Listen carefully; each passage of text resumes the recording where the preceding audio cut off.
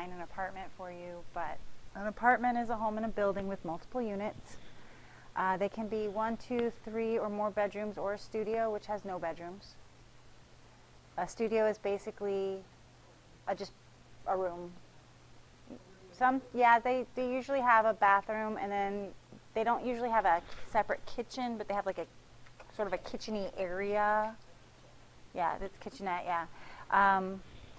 But there's no bedroom. So basically it's like having a living room with a bathroom and some appliances in it.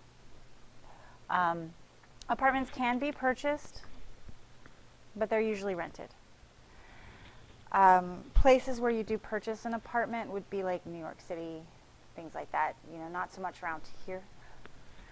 The tenant, that is the person that is renting. They're not an owner, and then the landlord is the person that owns the property and is renting it out. They can come furnished or unfurnished. The majority of them are unfurnished, which means there's nothing in them except the appliances, and sometimes not even those. I have rented an apartment before where they did have a stove, but you had to provide your own refrigerator, which was kind of... Why don't you just give you like a fridge and have you provide the stove? Most people use fridge than a stove. The fridge is more expensive. No, fridges are more expensive than stoves. Yeah, that's why. But in general, they usually have the appliances. Most apartments do. But the furnished apartments come with furniture. They don't include like your plates, your utensils, cooking implements, things like that. It's just the furniture. Couch, chairs, beds, things like that, dressers. And then there's unfurnished, which is the majority of them, which are just empty rooms. And the furnished apartments tend to run more expensive than the unfurnished apartments because you're paying for the use of the furniture as well as the apartment. The lease is your legally binding written agreement between the landlord and the tenant, which outlines all of the terms, the fees, the rent, the length of time, any penalties for breaking the lease, responsibilities, and etc. Like who's responsible for what in the maintenance and care of the apartment. Typically speaking, if you break a lease, according to the law, the landlord is allowed to charge you the remainder of the lease. So if you have a 1-year lease and you leave after 6 months, they are legally allowed to charge you 6 more months of rent. Most of them don't take the whole rest of the lease, but they will charge you heavy penalties for breaking the lease. Yeah. I've heard in that case, because, okay, I've had a lease and it had 2 options in the case of breaking the lease. That I could choose to pay the remaining of the lease, or I could pay a $15.92, which is 2 months worth of rent, to break the lease. Yeah, it'll be in the agreement that. Right. Well, they ended up charging me 2 sets of $15.92, and I hear that for the law says they can only charge you up to 2 months of rent, and then you charge you for the 2 months of rent. I don't know. I'm not up on all of the, yeah, I don't know the tenant laws and stuff, all of them. I just know that the terms have to be set in the lease, but they are allowed to charge you up to the whole remainder of the lease. So you'd have to look at the individual, like, because every state is different. So you'd have to look at the Florida code to find out for sure. I don't know. That you can file against them? Okay.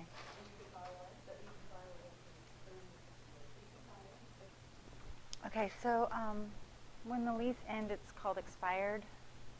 And one of 3 things will happen when the lease expires. You'll move out and go live in another apartment, sign another lease somewhere else. You'll renew your lease for a term of however long they offer. Usually leases are in terms of 6, 9, or 12 months. Yeah, and then there are sometimes you can get like a 2-year lease. So you can either renew it and you'll have the lease again for whatever that set amount of time is, or it can roll over into a month-to-month lease. And the way a month-to-month works is you're not in a locked term anymore, so it's not like if you were in a 12-month lease and then it rolls over to month, you don't have to stay there another 12 months. It's every 30 days it's renewing, basically. And so as long as you give them 30-day notice at that point, you can move without having any penalties. That's the benefit of rolling over into a month-to-month for the tenant. The benefit of rolling into a month-to-month for the landlord is during the term of your lease, your rent cannot change. So if you sign a lease for a $600 a month apartment for a year, for that year they can't change the rent. Now, as soon as that lease term is over, they can change the rent. If you go into another lease for another 12 months and they raise the rent, say $50, now you're paying $650 for the next year. If you roll into a month-to-month, all they have to do is give you 30-day notice, but they can change the rent at any time. So if you're on a month-to-month lease, if they feel like it, they could change the rent 3 or 4 or 5 times that year. They just have to give you 30 days notice. That's the benefit of the month-to-month lease for the landlord. Also, the benefit on the month-to-month lease for the landlord is that should they decide that you're a pain and they want to get rid of you, they just have to give you 30-day notice, and then you have to leave. That is not the same thing as an eviction. Okay, now if you're on a month-to-month lease, they can just give you 30 days notice and you have to leave. An eviction is a legal order. It has to go to court, and you have to be court ordered to leave. And that's when you're in a lease, they can't tell you to leave without evicting you. Now they can give you something called a pay or quit notice if you don't pay your rent. They'll say, give you like a 3-day notice, you have 3 days to pay your rent or you have to leave. They can't actually make you leave at the end of that 3 days. They can tell you you have to leave, but then they have to go through the eviction process to actually make you leave. Now, an eviction is not a good thing. You get an eviction on your record and you're probably not going to be able to rent pretty much anywhere else. Okay, so reasons you can get evicted. You can get evicted for not paying your rent, but again, they have to actually take you to court and get evicted. Now, if you get one of those 3-day notices and you don't have the money to pay your rent, you should move out so that you don't get an eviction. Being asked to leave and being evicted are 2 totally separate things. Okay? Like I said, if you get an eviction on your record, it will be very difficult to ever find another place to live, ever. And the places that will rent to people that have been evicted, you don't want to live in. Okay?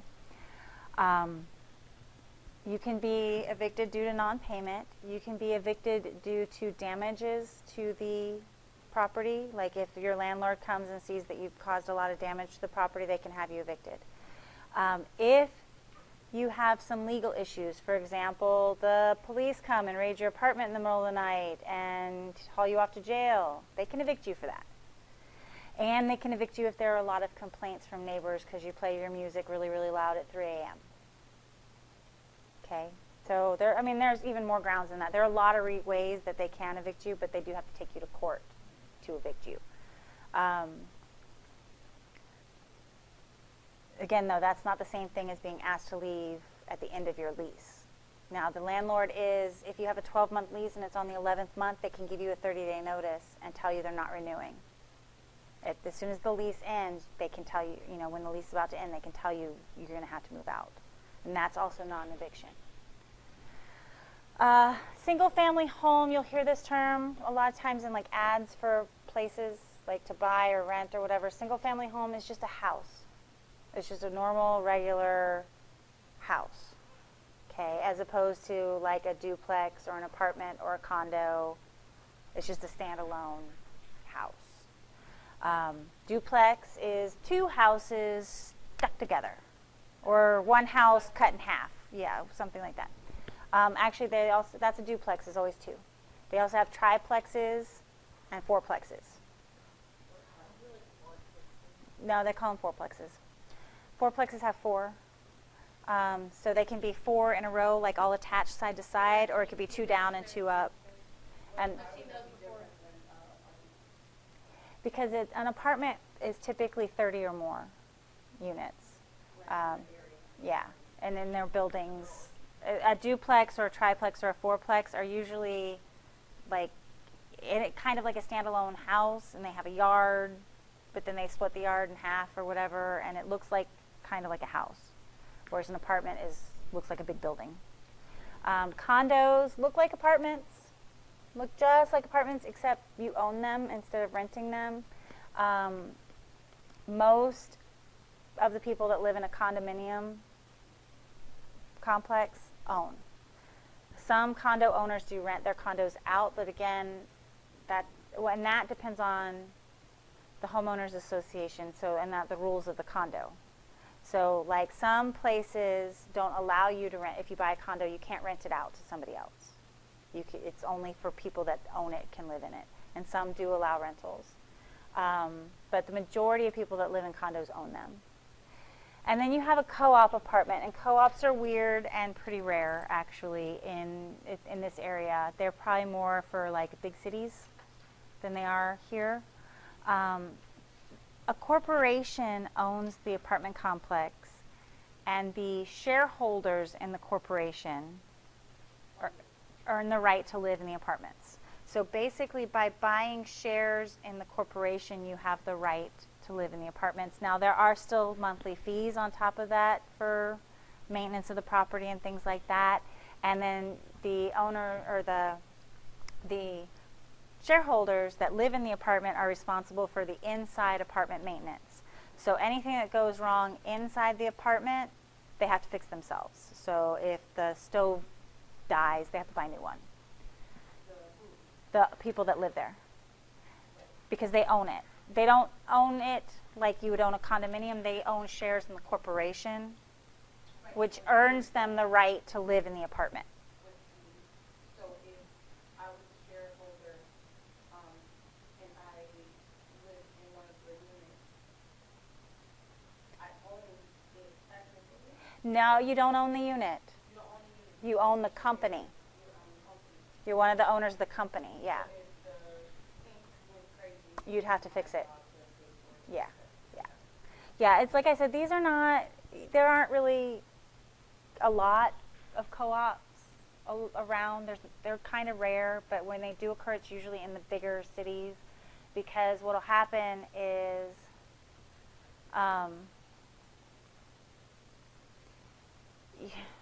like, okay, I don't know if you guys heard this, like finding an apartment in New York is pretty hard to do.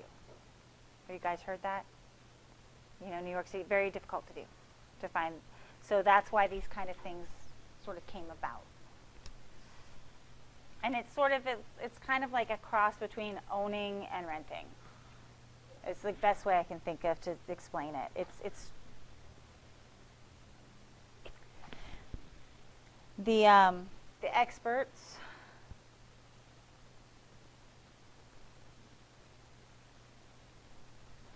agree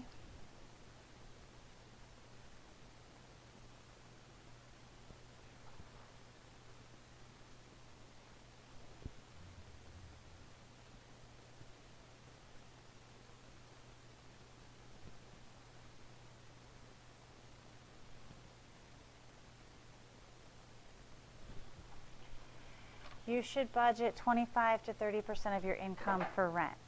Now, when you're looking for apartment approval,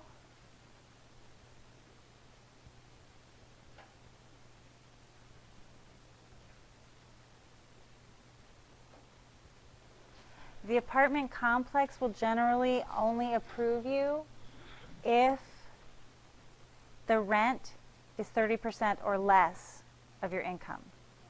If the rent is like 35% of your income, they will tend not to approve you.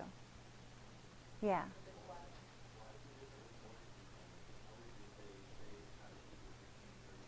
Difference there. Okay, an apartment, really it's just money that you're not throwing it away because you're paying for a roof over your head, but you're not building any equity, you're not earning anything off of that money. It's just it'll never be yours. Even if you live in it for 20 years, it's still not yours. You don't own it. So in that sense, it's money that's kind of been thrown away. And so it needs to be a smaller percent of your income. because you're not investing anything or earning anything on it. Whereas in a mortgage can be a higher percent of your income because you're building equity in that home and you own it. And when you sell the house, you can get the money back. So it's like an investment buffer. Does that make sense? Yeah. Huh? No. Well, I guess in some ways the real estate market could be seen sort of as gambling, in that if you're going into real estate to try to make more money, yeah. If you're buying a home because you plan to live in it and it's your home, it's not a gamble. You know, it's a gamble if it's a short-term thing. It's not a gamble if it's a long-term thing.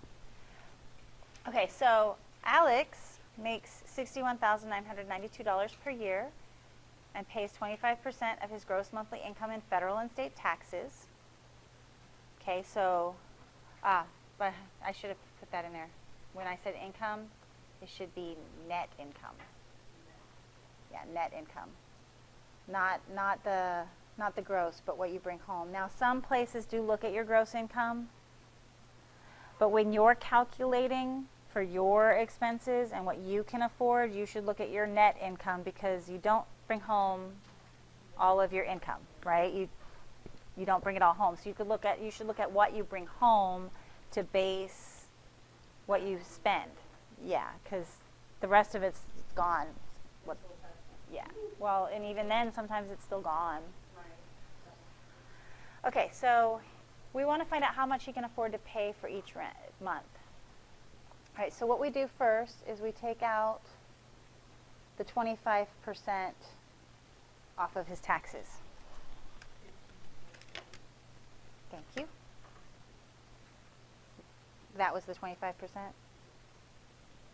Okay, so then I'm going to take the $61,992 and I'm going to subtract his taxes.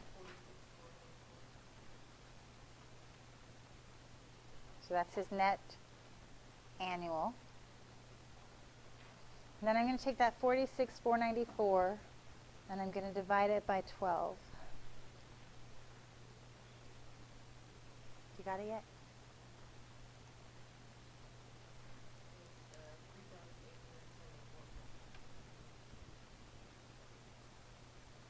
Okay, so this is his monthly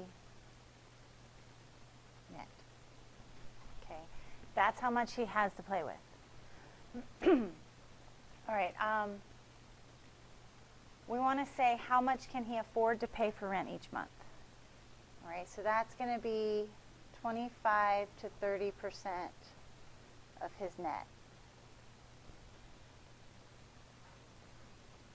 We're going to go with the high end because we're saying how much can he afford. Not how much is he actually paying, but how much can he afford. So we're going to the high end of that because he can afford up to that amount. So we're going to take that $38,750 and I'm going to multiply it by 0.3 for the 30%.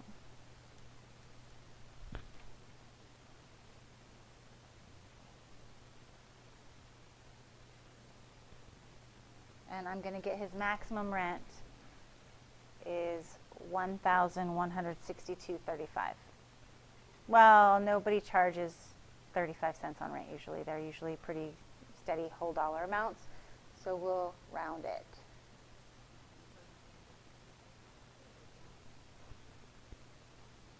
So he can afford $1,162 per month. Then we want to know how much money will he have after rent, taxes and rent. So we're going to take his monthly income and we're going to take out the rent. We already took out the taxes.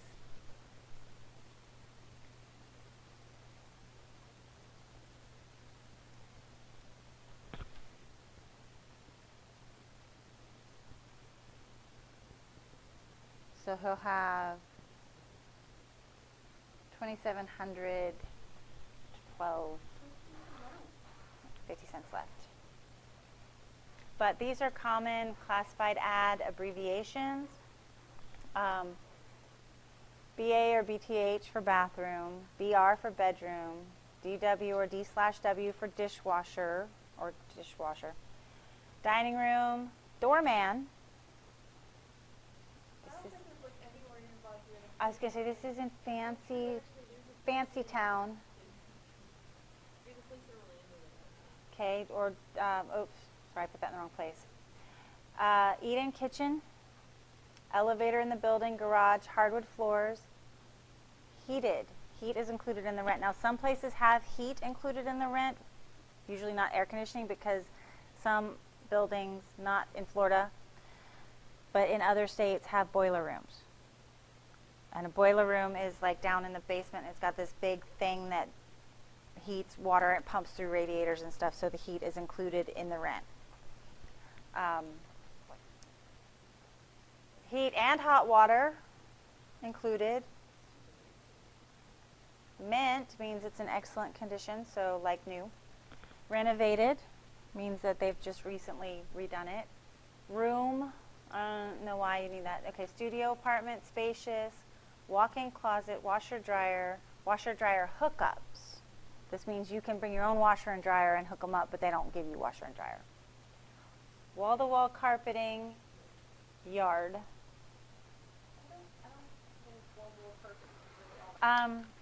There are some fees for signing a lease. Application deposit is also called an application fee. And this is the fee for them to run your information. Sometimes they waive it, or if they're having a special. And sometimes there's extra fees that can be part of the application process. Sometimes you may have to pay for a background check.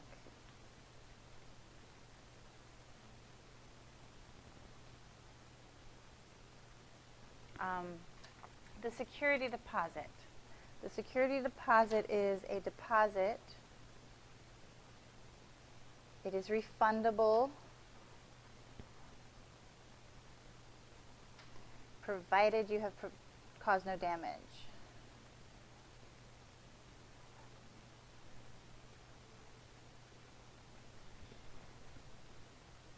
Things that get taken out of the security deposit, so they reduce your refund.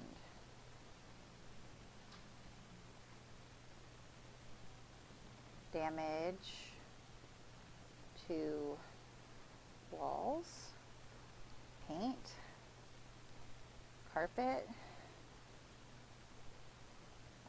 tile, windows,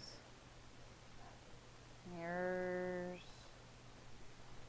etc. Also, carpet cleaning.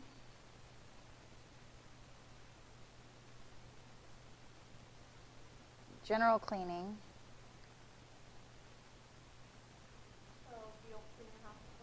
Mm-hmm. Yep. They will charge you $45. That's cheap.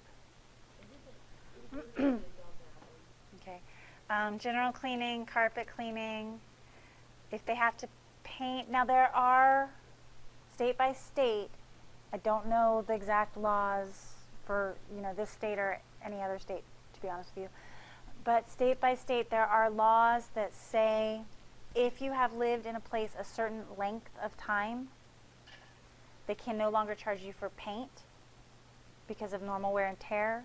And then there's another length of time where they cannot charge you for carpet or carpet cleaning, because after a certain length of time, they have to replace the carpet before they can rent it to somebody else.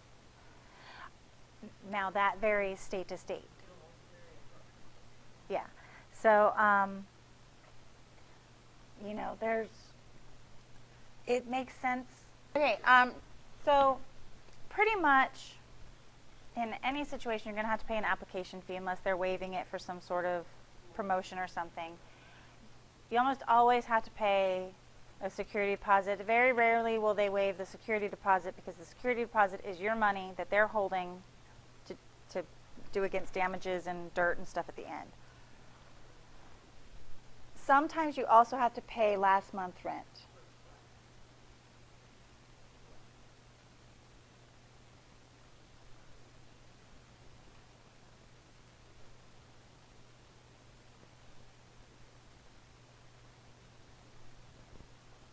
This is not refundable. But it is used for your last month.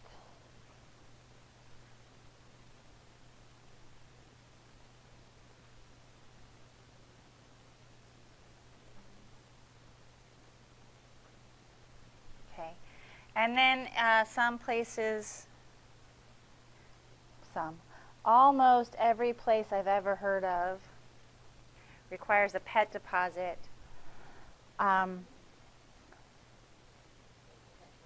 May or may not be, yeah, well, some places require both.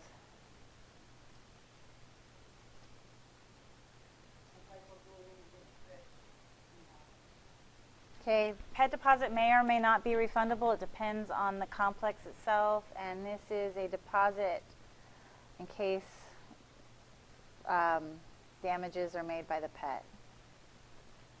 And the reason they have to do that is because there are irresponsible pet owners that, Rufus and Maria paid $200 application deposit. Okay, so that's their app fee. And they're required to provide a credit report. So they had to pay their own credit report. And they had to pay a security deposit equal to 1 month's rent. And they had to pay last month's rent at the time of signing the lease. And their broker charged 10% of the yearly rent. Okay, so move-in cost list. So we have the app deposit. Okay. We have the first month's rent. We have the security deposit. We have the last month's rent. We have a $25 credit report. And we have a 10% broker fee. Okay, so these are all of the things we're going to have to add up to find out how much they're going to be paying on move-in. Okay, so our app deposit was $200. Our first month's rent is $1,595. Our security deposit is equal to 1 month's rent, so $1,595. The last month's rent is $1,595. The credit report is $25, and now we have to calculate the broker fee. 10% of the yearly rent. So I take that $1,595 and multiply it by 12.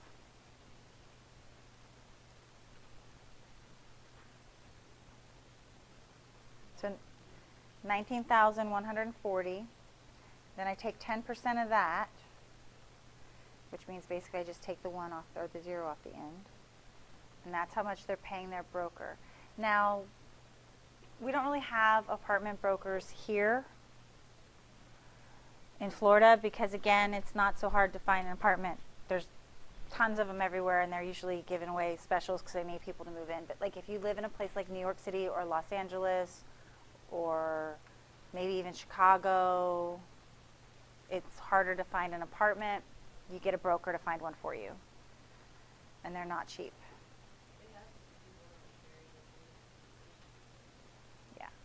Yeah, well, it's not necessary here. Whoa, whoops. I multiplied instead of adding.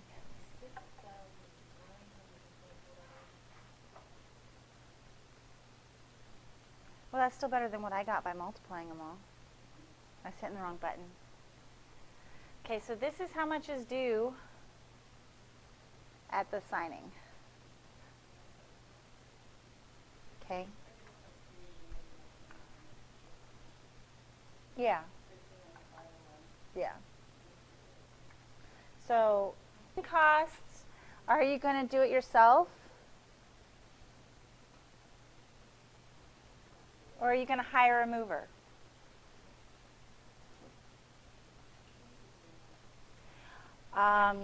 If you move yourself, you may have to rent a truck or borrow a truck. And you've got gas costs for the truck and mileage fees and things like that. How far are you moving?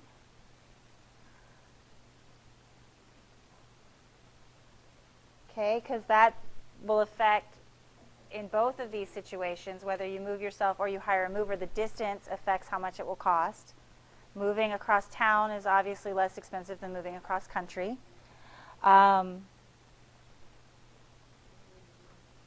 What floor are you on? Okay, this is mostly if you're hiring somebody to help you move. If they're moving you onto a first floor apartment, they will charge you less than if they're moving you onto a third floor apartment. Yeah, because things are heavy and they don't want to carry it up. Where are you moving from?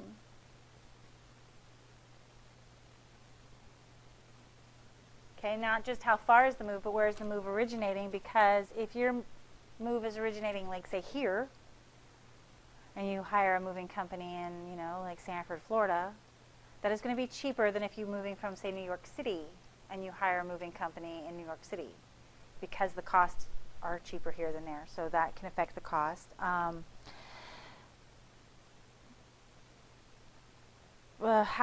long is it going to take?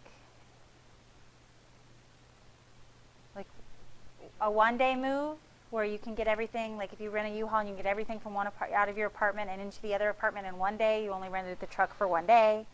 If it's like a 5-day move, you've got to rent the truck for 5 days. If it's a round trip truck rental versus one way.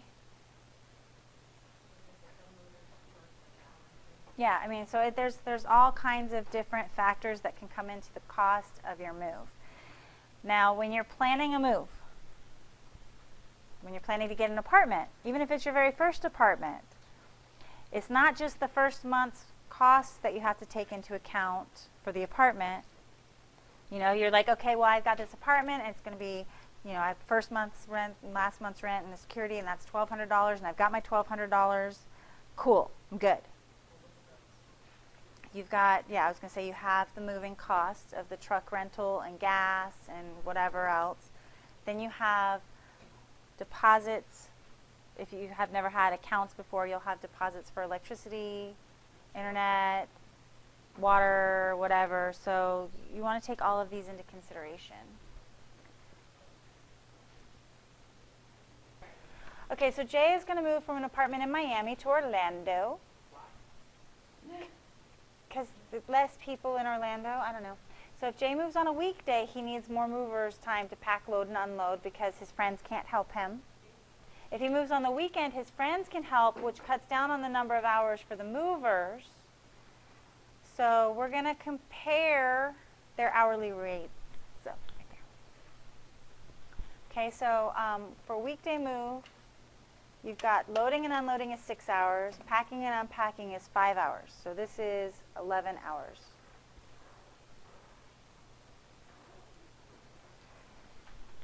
For a weekend move, we've got 6. It won't work.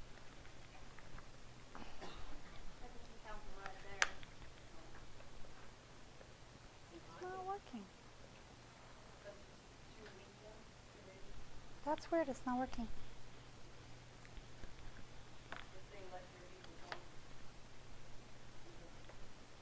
There we go. 6 hours. Okay. So we want to figure out the hourly rates. So we're going to take $720 and divide it by 11. And we're going to take $400 and divide it by 6.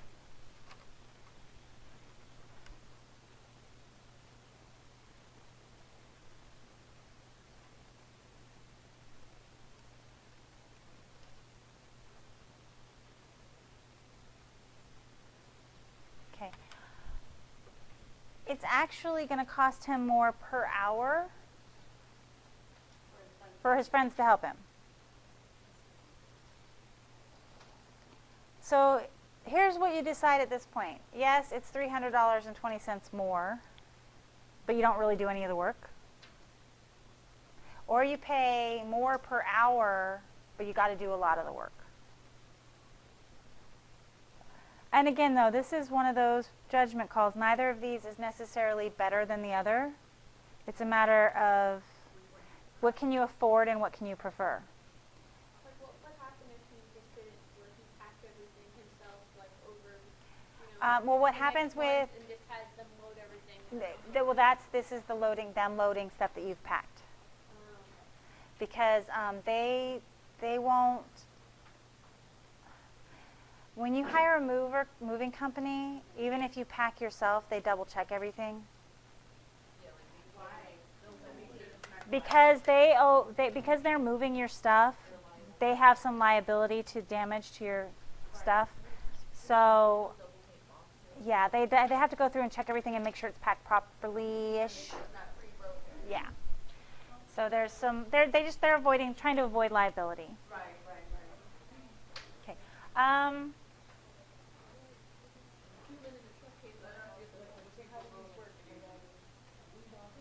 This is basically the same thing, so we're not going to go ahead and do it, but we're going to